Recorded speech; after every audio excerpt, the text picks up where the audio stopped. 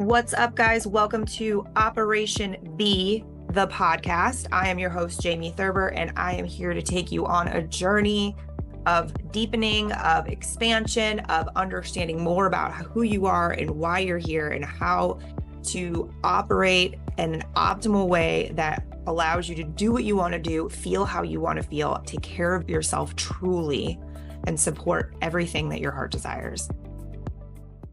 Hey guys, welcome back to another episode of Operation B, the podcast. I'm Jamie, your host, and today we have Emilia Rizzuto with us, and we're going to be talking about all kinds of great things. Thanks for coming. Hi, Jamie. Thanks for having me. You're welcome. So some things about Emilia that are cool, and I wanted to have her on because I know that she owns a business, a very successful business. I've watched it grow in the time that I've known you, and you have a family, and you travel, and you live a healthy lifestyle. You do your best to live a healthy lifestyle, right? Which I think is the best any of us can do. Yeah. And so when looking at that and thinking about it, I'm like, this is another great person to come and have a conversation with. And that was before I knew you also have dealt with a chronic illness for years. Almost my whole life. Yeah. 15. I wrote it down. That was, yes. I was 15 when I was diagnosed with Crohn's disease. Yeah. And 15 years ago, I feel like a lot of people didn't even know what Crohn's disease was. Well, that was a lot more than 15 years ago. Okay. Oh, no, right, obviously. Gotcha. Yeah. 15 years old, people didn't know. Nobody knew. I mean, we had no idea what it was. When I was diagnosed, I'd never heard of it. Yeah. I didn't know anyone else that had it. There was no internet. Right. You know, we knew nothing. And I was in New York at the time. That's where I grew up. Okay. And so we did have really good doctors, like, you know, the doctors that specialize in GI and Crohn's. And I remember getting the diagnosis. What ended up happening actually originally was I got mono, or Epstein-Barr virus. Okay. And I just was never okay after that. Like I was constantly sick. And then I started having more GI symptoms.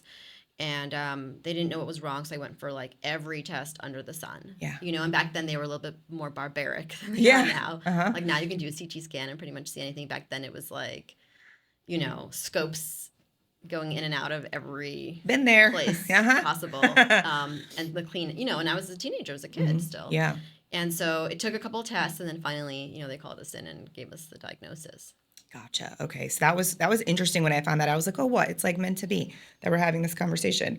I hate it when I find people who can relate to having something that people don't understand or takes forever to find out. But then sometimes it does lead to a cool conversation because there are a lot of aspects, I think, of having something that you live with, but also something that doesn't show up the same way every time. It gets affected by other things.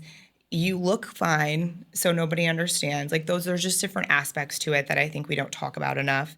And so I was in 4th grade when I started having symptoms. I still don't have a diagnosis, but same thing. 4th grade, they're sticking things everywhere they possibly can, doing crazy tests. Like that's where my needle phobia came from at a young age because they were taking so much blood that I like passed out every single time. Like I was just a little bit of medical trauma involved in those kinds of things, I think. I've blocked all mine out. Right.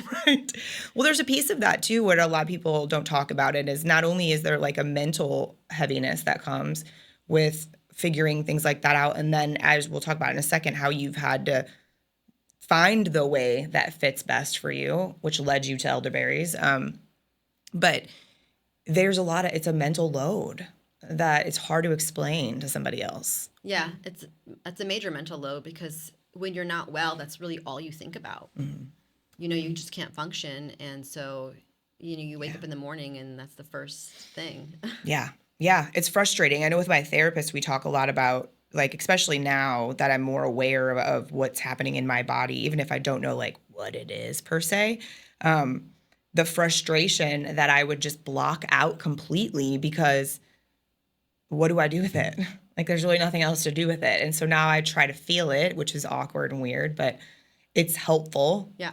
Emotionally, especially. So but you can move through it. Yeah, but think about that. How many years you've just had frustration and then just pushed it away? Oh, at least 2 decades. Yeah, because you're like, I can't do anything with this, so we're going to avoid that and go.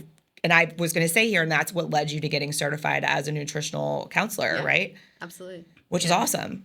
It was, and I didn't actually do that until I was in my 30s. Mm-hmm. So, you know, it was 15 years later. Gotcha. It took me to get to the point where I was like, okay, maybe I can do something about this. Yeah. You know, because I went to get certified not just because I wanted to get certified. Like I was trying to heal my body.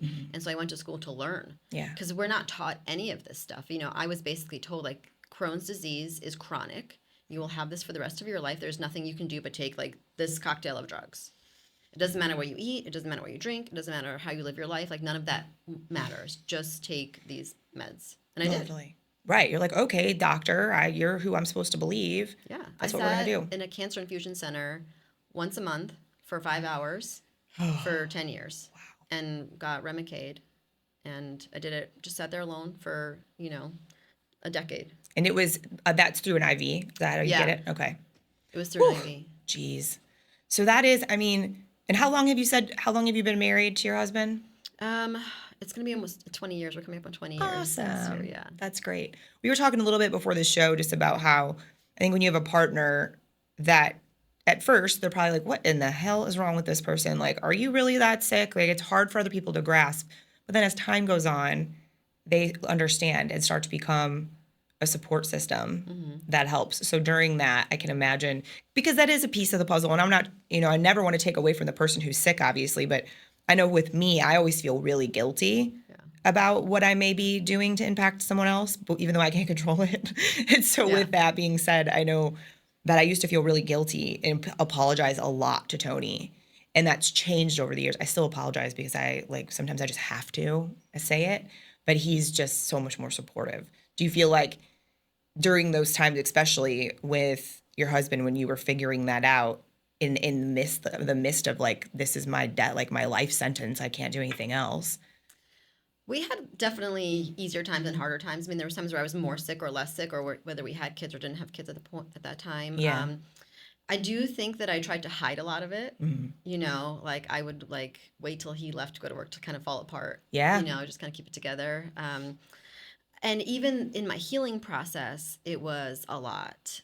So when I was pregnant with my son, I was 30 years old and I was back in the hospital with another Crohn's flare. And at that point, I was still on Remicade. And they gave me no option. They said, okay, we'll just give you an extra dose of Remicade in the middle.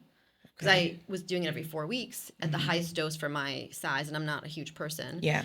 And I was probably even skinnier then. Because when you have Crohn's, like, you just, you can't really hold anything. So I was always at my skinniest when I was really sick. Yeah.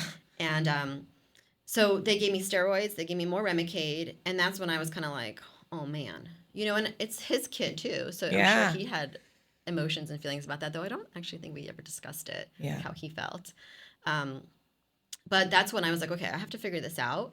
And on the journey of figuring it out, I had a lot of ups and downs. I'm sure. I did some dumb things, too, because I was like, oh, bone broth's going to heal everything. Like, I'm just going to get off Remicade and just live on bone broth.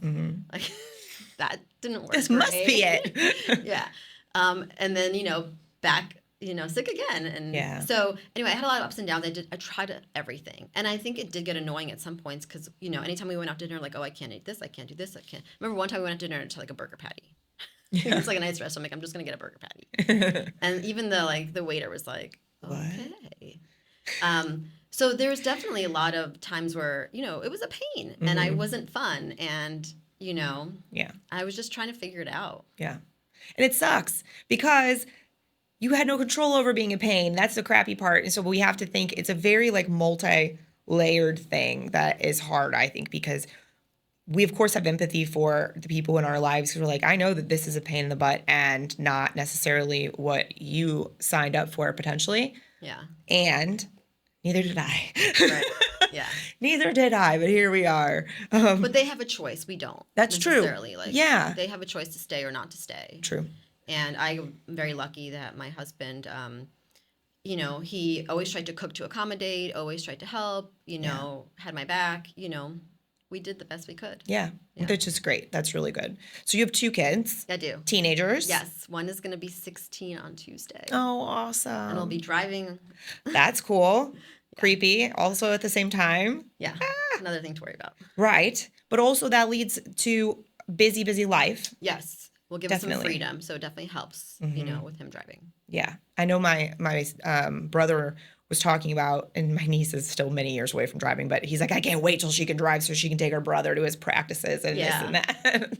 I almost feel like the teenage years are a little bit tougher because, when they're literally just kind of wherever you're going, they're going with you. But now they're teenagers, like they have their own lives. They want to do stuff and they're not really still aware of other people's lives. Yeah. So it's like, hey, will you drive me here right now? And you're like, right now? Like I'm doing something. And they're like, oh, but can't you just stop? And you're like, sure. Well, I'm sure working from home. Yes. Right, running the business from home definitely adds a layer because I know, especially when I first started my company, it took me years to get my mom to really even understand that you can't just call me in the middle of the day and I can just stop what I'm doing and talk to you for 2 hours or meet you somewhere. People are like, well, you're home. I'm like, yeah, but I have stuff to do. Yeah, I'm laughing because totally. Like whether it's my mom calling and she's like, da, da, da, and I'm like, Mom, I'm busy. And she's like, what? Or, even my husband coming home, he comes home like in the afternoon and he'll just come in my office and just like want to chat for an hour. And I'm like, no, I have like another hour left until like my younger one comes home. So you got to get out. Right. I have to do things. Yeah. Get out. Do stuff. And then she comes home and she's like, ah! And then an hour later, the other one comes home and then the dogs are there. And I'm like, yeah, it's a lot to manage. Yeah. Well, and that's part of the interesting piece too, is that I think, nobody talks about some of the parts of being an adult human that they just expect it to, like, oh yeah, it's just part of it. I'm like, we have houses, we have to go grocery shopping, we have to cook for ourselves. Like there's so many pieces to the puzzle other than everyone's like adulting. And I'm like, no. Like it is, obviously I'm not complaining about it. We handle it, but it is an aspect that adds a layer. And then you add in teenage children, and then your husband leaves super early for work in the morning, right? He's out at 3 a.m. Yeah. So I have the morning shift and the evening shift because he's just not there. Yeah. And at night he goes to bed at like 7:30, 8 o'clock. Because he has to wake up before the crack of dawn, actually. Totally. And, because we try to eat healthy in the house too. So like you're saying, like adding that layer, like it'd be easy if we were just grabbing McDonald's every day. Sure. But you were actually trying to like cook and eat real food. So everyone has to kind of help out and be involved and go grocery shopping. And my son both my kids are athletes. So they want to also eat well and fuel. So you have to, and there's constant, like they eat so much food. Yeah. Oh, yeah. Right. And it's just going to keep getting worse. Yeah. For a while, at least. I know with boys especially. But I mean, I don't know. I ate a lot. My mom used to laugh. She's like, I think you eat more than your brother when we were both teenagers. With that, I mean, think about it. And then it's so important because you want to do that for your children. And I'm glad they have that mindset too. But like, you have to. I have to, yeah. You don't have a choice. I also worry, like, Crohn's can be genetic too. Like my dad has lupus. Okay. So there's obviously a component, like we're Ashkenazi. So we're in a higher bracket for that, So there's all these other things. And I'm like, something in the back of my head, like I worry. Because I grew up eating Lucky Charms and Rice-A-Roni and like Entenmann's Donuts. Like we didn't know, Yep. And so for me, I'm always like, could that have triggered it? Could that, well, it definitely doesn't help, Sure. And so it's a big deal for me to try to teach them and fuel them properly because that is something that I do worry about. Sure, of course. I would be too. And I mean, it's a great thing for them to learn. One day I was grocery shopping right after I had to stop eating gluten. I was at Deerberg's and the kid that was checking me out was, I guess he was 19 or 20. But he had said that his dad had celiac disease. So they could never have gluten in the house his entire life. So it was very normal for him. So we were having this conversation about how the whole family chipped in, had to be a part of it, and everybody paid attention and what could come in the house and not come in the house. And it was an interesting conversation because he was saying when he went to college, he was like, I wasn't eating gluten-free because it's expensive. And it's not always very convenient. And so, but he like gained a bunch of pounds and his face was super swollen. He's like, and he goes, and I came home for like the first holiday weekend or whatever and noticed such a massive change in my energy levels and how I felt.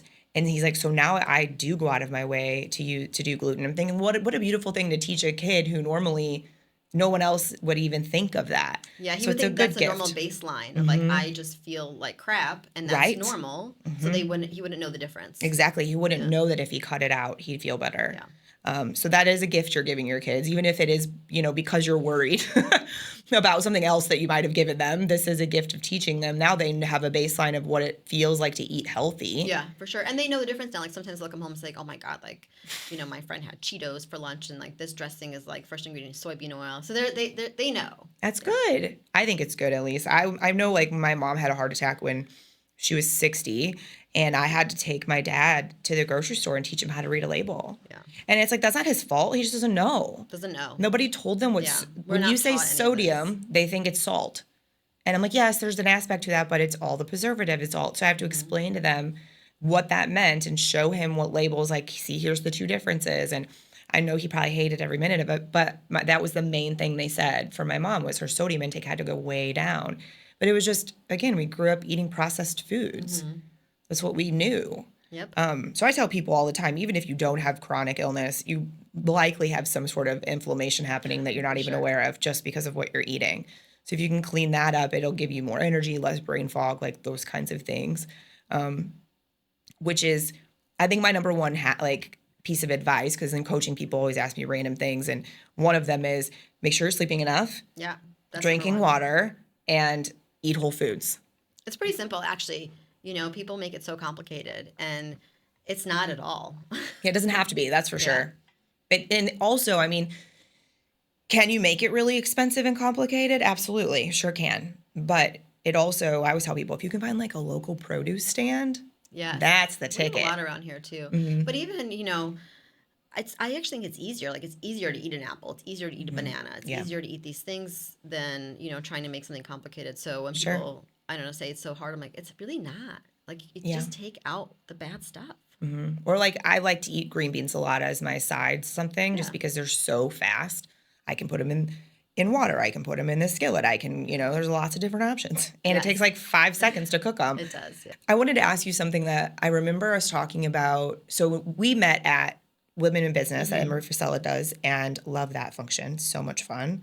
And we were talking about your Elderberry company, which I looked up yesterday to learn more about it. So we use your product in our house. Love You it. gave a sample in one of the bags that we got. Yeah, So some gummies. yeah, so somebody, if you've never been to Women in Business, like the tote bag of take-home things is amazing.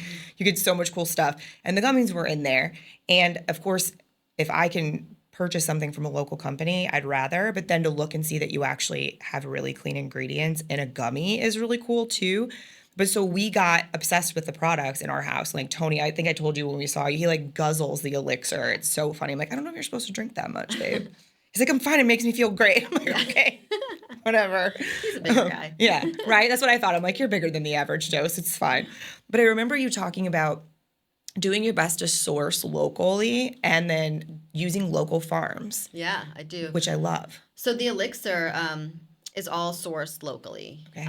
Missouri is leading the way in commercial elderberry farming, which is pretty cool. That and is that's so how I cool. kind of was able to even start this, you know. So the reason that I even got to elderberry is because what I was saying earlier, I was getting Remicade and all these immunosuppressant therapies. Yeah. It really wrecked my immune system. Okay. So when I was trying to figure out how to not get sick constantly, you know, I found elderberry, and then I tried some on the market, and I was like, they're just like thick. They were thick. They were Like really syrupy. sweet, very syrupy.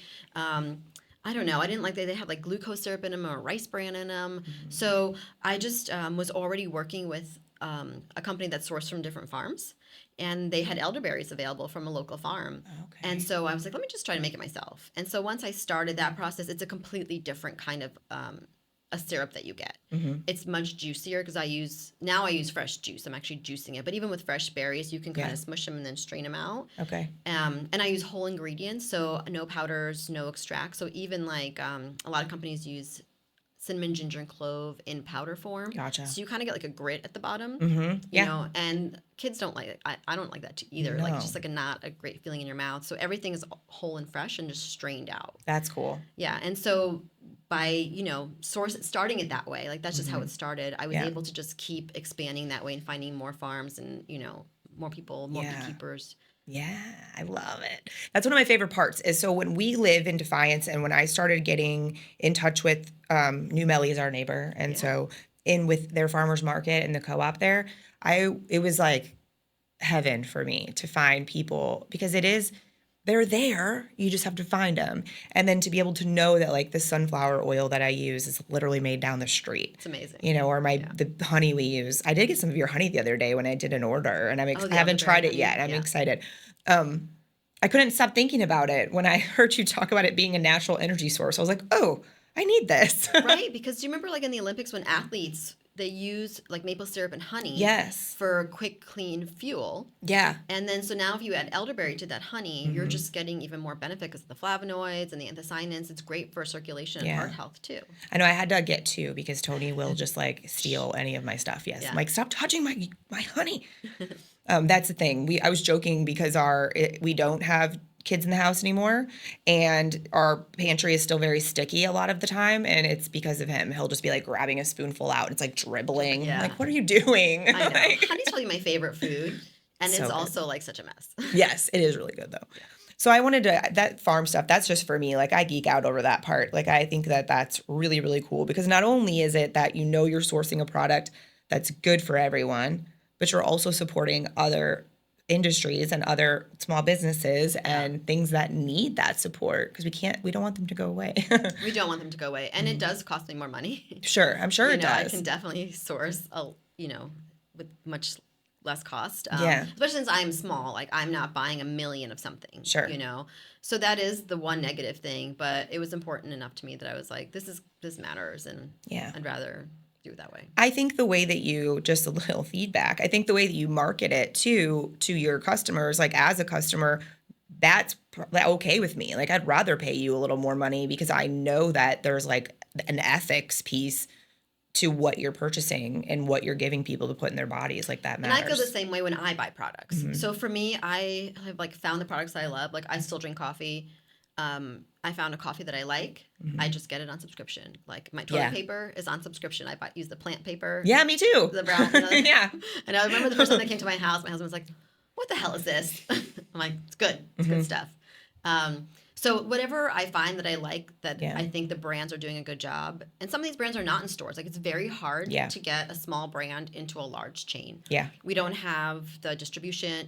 There's a million things. That's a whole other podcast episode. But, so I just put everything on subscription that I want, and it just comes when I need it to come, and I love it. I do the same thing when I find a company, and I remember just looking at how much like the paper products that we were going through was making me crazy.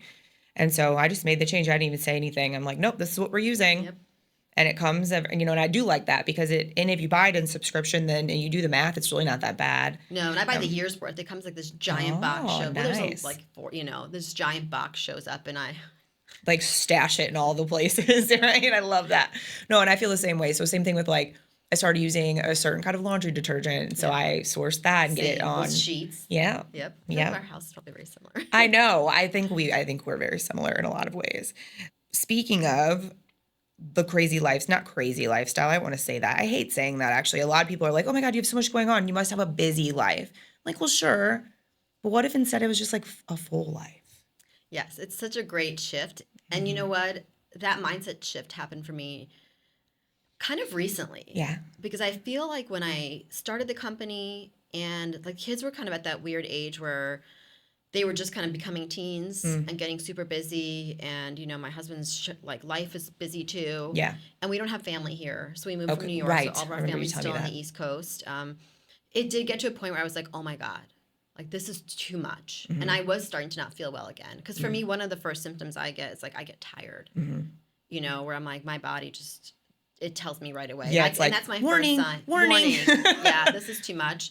And I think it was because I was constantly like, I have so much to do, I have so much to do, I have so much to do. Like, I'm so busy. Like, and it was a constant replay in my head of that. And I don't remember what I read, or there was something that I read, I think, that Existential Kink. Have you read that book? Yes. Okay, so I think that kind of put that idea in my head, like, wait a second, like, am I making, and just a couple things I was reading The Power of Now, like, I still read all these kind of books and try to put this information in my head, so I'm still learning all the time. And it was like, I gotta chill. Like, it's me making me crazy. And that's a big piece of how you end up sick, I think, like the mental and emotional piece. And so I just started saying, like, I'm so lucky. Like, look at all this stuff I get to do. Yeah. Like, I get to raise these awesome kids. Like, I get to, like, have this fun life with my husband. We do a lot of fun stuff. I get to have this business. And then I also took some pressure off myself. And I'm like, fine, I'm not going to scale it to $100 million in 3 years. It's not going to happen. Yeah. Because I'm not going to miss my son's hockey game. Yeah. Like, I only have him, like, he's leaving in 2 years. Like, I'm not going to miss that. Like, I'm never going to, on my dying bed, say, I wish I would have, I wish I would have sold more gummies. Yes, instead of, like, watching my kids hockey. You know what I mean? So I just took some pressure off myself and said, unnecessary. Yeah.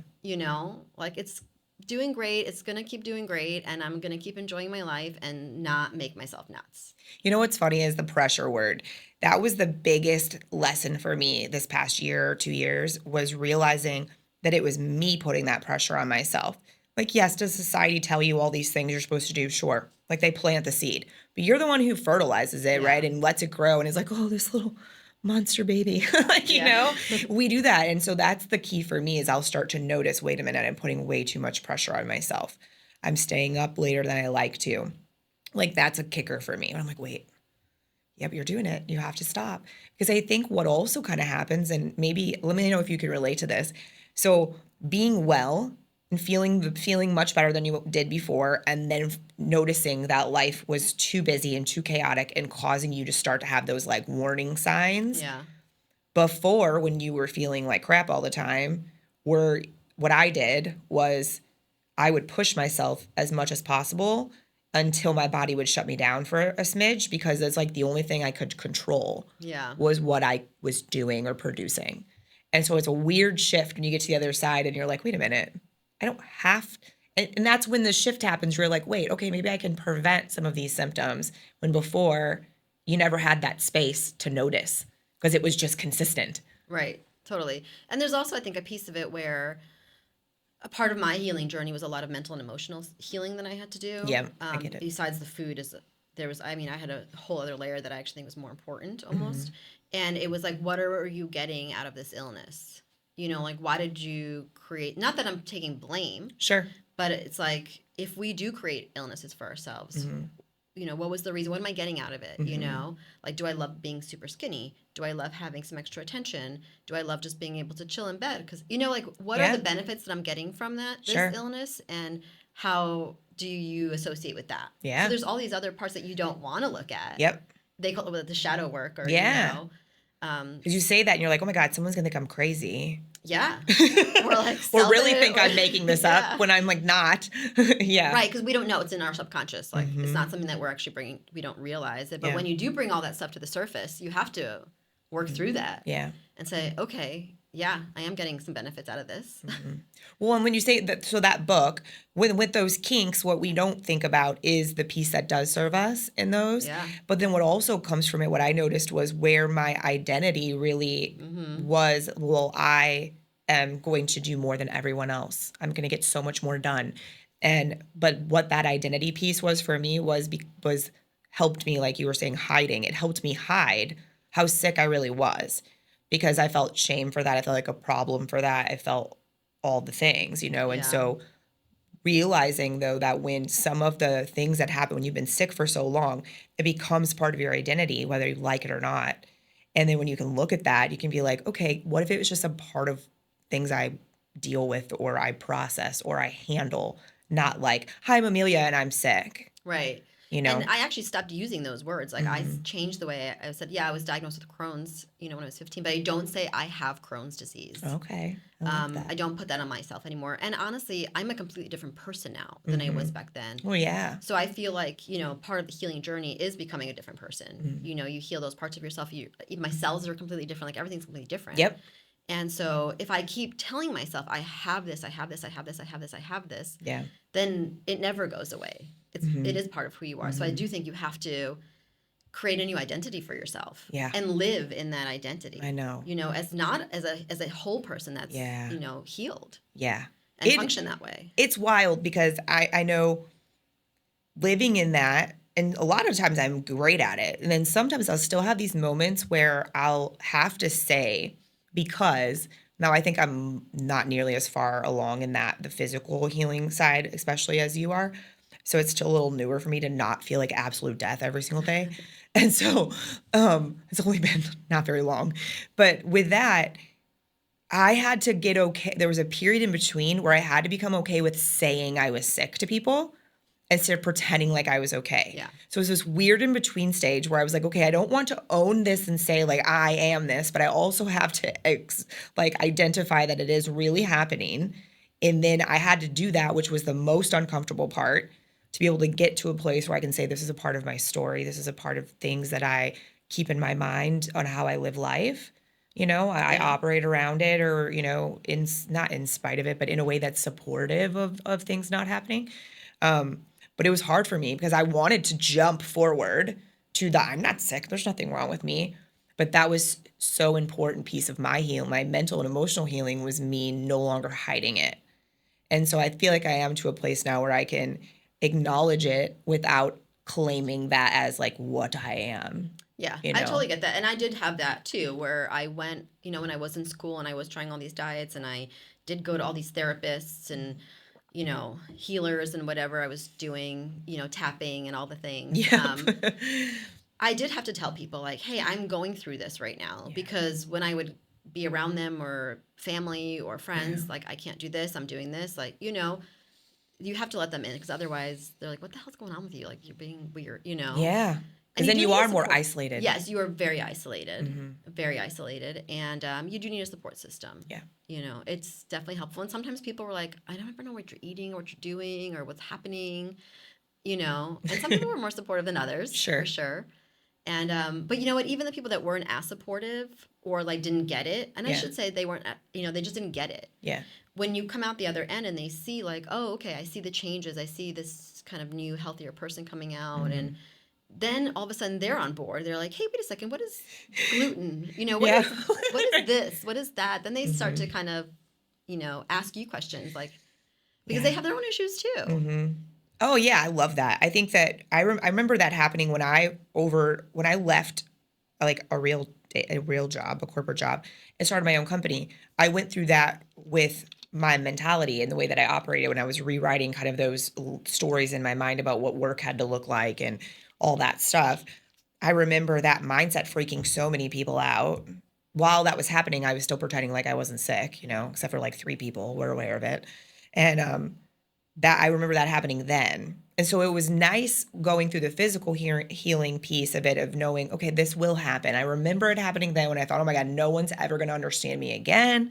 Everybody thinks I'm crazy. And in Missouri, let's be real, like a lot of people do think we're probably, I don't know, maybe not going to speak for you, but a lot of people do think I'm crazy with the stuff I use and try and how I operate, because it's just not in their wheelhouse just yet. I think my community is more, health and wellness community. Yeah. So I have a strong community where we do talk about, That's good. all the things, parasite cleanses. And I just was hanging out with a friend of mine, and she's like, what parasite cleanse did you do? And, we're talking about all the different, like, Yeah.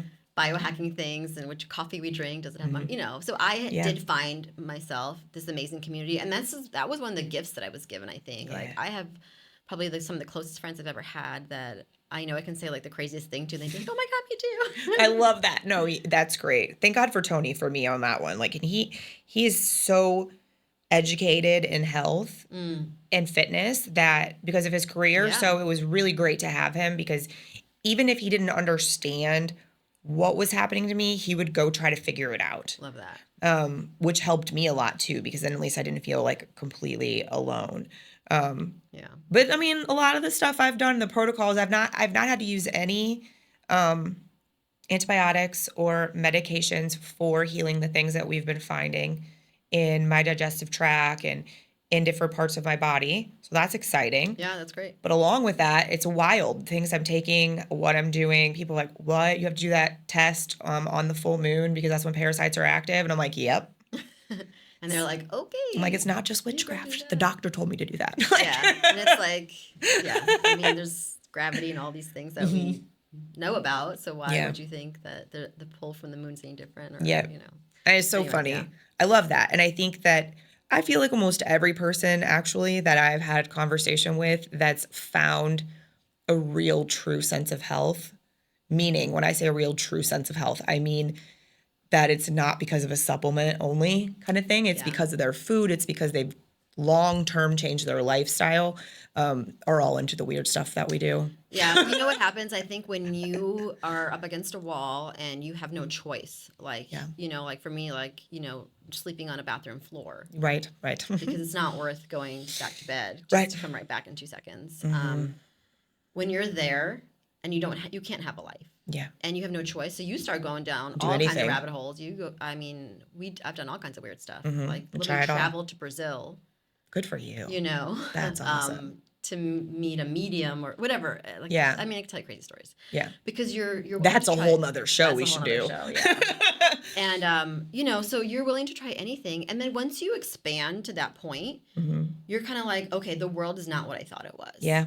You know, there's so many other aspects of this life and of us as like a soul and a being, you know, our inner world that no one teaches us, which is the most important place ever, in my opinion. Like, if you don't connect to that inner world, you're missing half your life, I think. Like, I agree. It's nuts. I agree.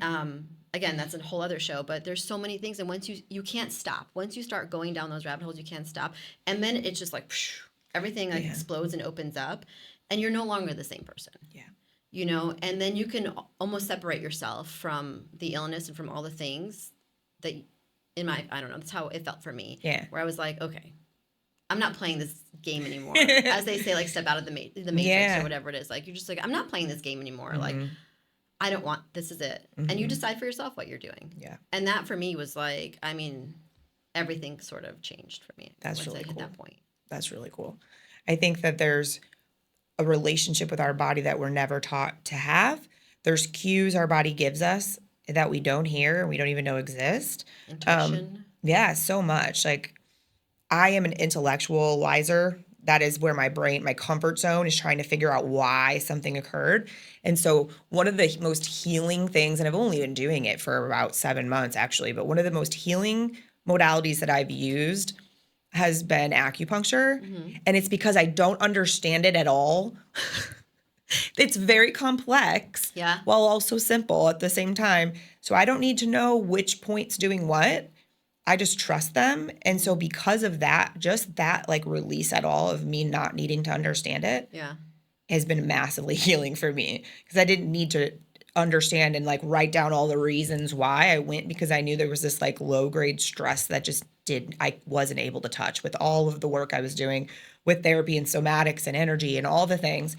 And so someone's like, have you tried acupuncture? I'm like, no. It was a big piece of my healing too. I was really lucky. The guy that I went to, he unfortunately moved to Santa Fe, but I was with him for years, and he got me through like even just being on steroids when I was pregnant and back on steroids, and you know, your body, just the way it absorbs these medications, just helping me with symptoms, getting me through 2 pregnancies. And there's so much we can talk about, even just post-pregnancy, what women go through. And we're not taught to go seek out this help because it's so important. Like, acupuncture for me was a main piece of my healing. Yeah. And if you think about it, like, our bodies are energetic and electric. Right. Right. So we have these meridian points. And so acupuncture just kind of, you know, it runs on those points. Yeah. And again, it's another thing we're not taught even exists. Yep. Like, we're not taught all these things exist, and it is literally what we are. It blows my mind. Yeah, agreed. So I was doing a lot of back treatments and shoulder treatments because they were also doing some cupping and stuff while I was there. But I have digestive issues. Lots of constipation is my situation. There it is, guys. I think I've talked about it before. But so knowing that there's constipation points on like your sides of your knees was wild to me. It would release. And it worked. Yeah. I'm like, oh, this is crazy. It's all connected. I love it. All connected. So cool. Yeah. I love it so much. Yeah, we definitely need to have a conversation just about the weird things that we've done for healing. That would be super interesting. Just because even if no one else ever watched, we need to have that conversation just anyways. So one of the things I like to ask people when they're here, because I do talk a lot about how everybody has their own way of handling life and keeping themselves on track as much as they can. Is there something that you'd say helps you or that you use regularly to keep yourself more present, like in the now for yourself, but also with your family and the business? Yeah, I think I have a couple things that I try to do. First of all, for me, sleep is number one. Like, I need my sleep. And then I also got myself like this, well, actually, my husband bought it for me. It's this awesome like heat healer. Okay. So it has like a PMF mat, and it's kind of like a tunnel, and it has red lights in it and heat lights in it.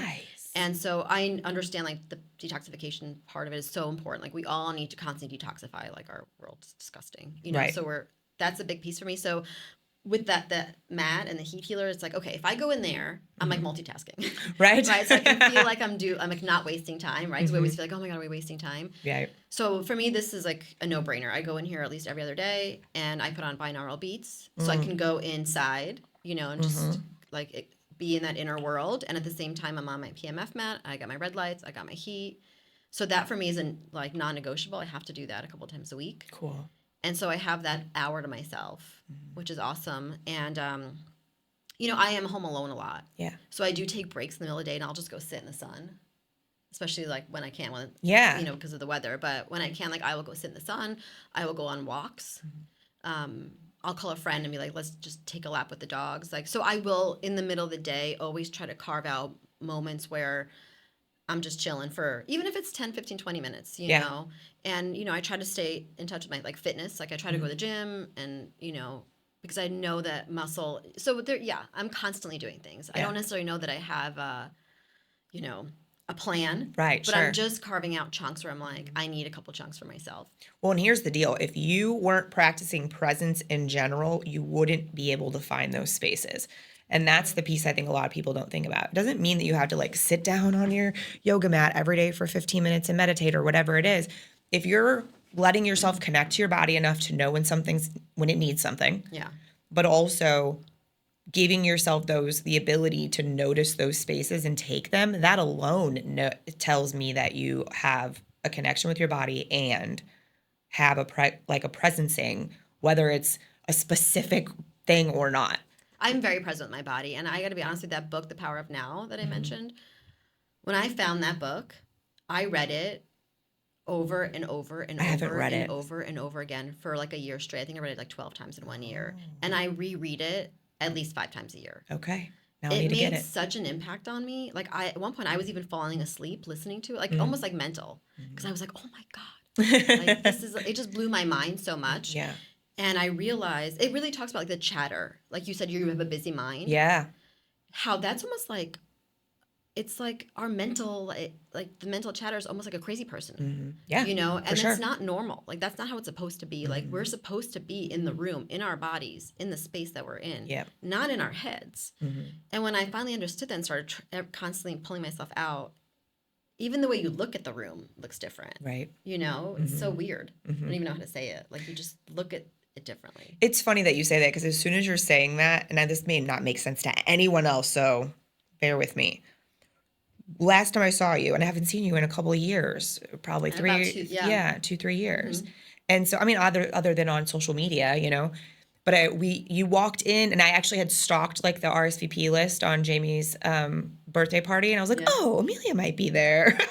And so when you walked in, there is a difference. I feel like you can tell a difference between somebody's energy when they walk in a room and they are in the room. And as soon as you said that, I'm like, yeah, I felt it. I could feel the difference. Cool. 100%. Love that. Yeah, so you're doing it. It's working. Love it. Thanks. So big recommendation. I'm going to buy that book now, and now I think everybody else should too. But that helps. So I think a lot of people think they must have this very strict, specific routine, and some people do. Like we had Monica Adams on a couple weeks ago, and she has a very specific thing she does every morning, and that works for her. I've had phases of that. Mine kind of goes and bobs and weaves depending on where I'm at mentally, usually. But I like to give people the opportunity to share that with the audience because I want them to always see that it doesn't have to look a certain way. No, it doesn't. And I do have a little bit of like, because I have kids. So Sure. when I get up in the morning, like I always say like, I don't really own my life right now. Like my life is like divided into a million chunks of everybody else's stuff. But I do have certain things that are non-negotiables. Like the first thing I do in the morning is I drink like 32 ounces of water. I put the elixir in there. Oh, okay. And some lemon juice and a little bit of sea salt. Okay. And that's like my morning cocktail. So while I'm running around getting the kids, the dogs, everybody settled, like I'm just chugging this giant mason jar. So I immediately start the day like I'm flushed, I'm great. I'm like, kid liver's getting a clean out, like everything. Immune system's good, hydrated, all of that in one drink. And then when everyone's gone, I'm like, okay, now I can make myself my coffee, my breakfast, whatever, Yeah. So that is my one thing that I definitely do every morning. That's great. I love that. Now I I'm don't like, sit and meditate and journal and all the things that they say you should do. Right. And I wish I did. I probably would be even better if I did. Sure. I just would rather sleep the extra half an hour, to be honest. I do the same thing. I'll look at night and I'm like, okay, what time do I need to be up tomorrow? Let's set the alarm different today. I'm usually awake before it happens anyways, but I give myself the option. Like if I'm in a good sleep, I can at least stay that way without something buzzing. But I think that's a good idea because I've tried the water, the lemon water. I've tried the salt water. But putting them all together, like you just said, actually sounds like it's going to be tasty. It's very tasty. And yeah. I'll drink that much more than I will the other options. Yeah, so and I'm going adding to the try elixir it. too, it like also makes it like the color's pretty, and I know I'm getting like ginger, cinnamon, the elderberry, so it's anti-inflammatory, all of the things. I bought your tea bags, actually. I made one of the chai tea, and then I gave the green tea to my mom because she likes to drink. That's the only caffeine she really gets, so I give that to her for Mother's Day. And I'd seen one of your posts when you guys were like on your back patio or something, and how pretty it was. The green tea. And it's so funny because I'm like, even though I know it's good for me, I bought it because I'm like, oh, that's so pretty. I want some of that. Yeah, we all like to look at pretty things. Yes. So it's a win-win. Yeah. But anyway, I think we kind of really brought home a lot of the points that I knew you and I could talk about in a cool way that people could pull from. And that's always my goal, is to know that someone's going to walk away with a nugget that resonated with them. Yeah, I hope so. Yeah. And everybody, if you want to check out all things Elderberry, it's allthingselderberry.com, correct? Yes. And then we'll link everything below too. I highly suggest that you do because it's good. Yeah, we're big fans in our house. So Tony is a picky person. So if that tells you anything. Love it. Thanks, Tony. Yeah.